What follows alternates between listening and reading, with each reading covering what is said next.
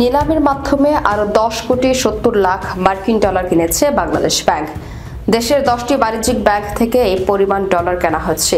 আরিফ হোসেন খান বলেন, বাজারে এখন চাহিদার তুলনায় ডলারের সরবরাহ বেশি। রপ্তানিকারক ও প্রবাসীদের স্বার্থ রক্ষায় বাজার মূল্য ধরে রাখতে গত জুলাই থেকে ডলার কেনার সিদ্ধান্ত নেওয়া হয়। এখন পর্যন্ত মোট 208,80,00,000 ডলার কিনেছে বাংলাদেশ ব্যাংক।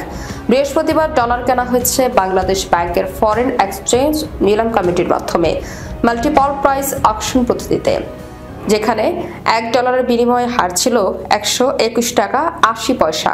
এর আগে আলাদা সময়ে 13 দফা ডলার কিনেছিল বাংলাদেশ ব্যাংক। এর মধ্যে গত 13 জুলাই 18টি ব্যাংক থেকে 121 টাকা 50 পয়সা দরে 17,10,00,000 ডলার কেনা হয়েছিল। গত 15 জুলাই একই দরে 31,30,00,000 ডলার, 23 জুলাই 121 টাকা 95 পয়সা দরে 1 কোটি ডলার কেনা হয়েছিল।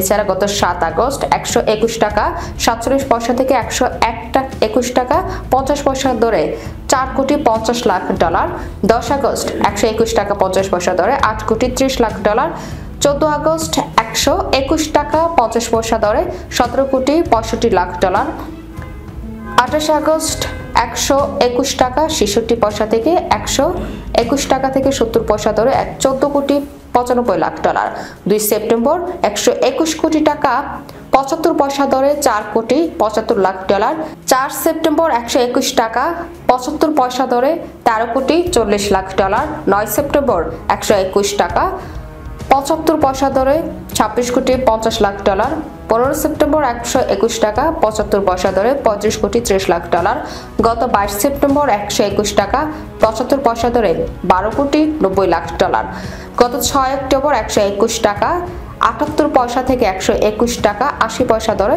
10,40,00,000 ডলার কেনা হয়েছিল।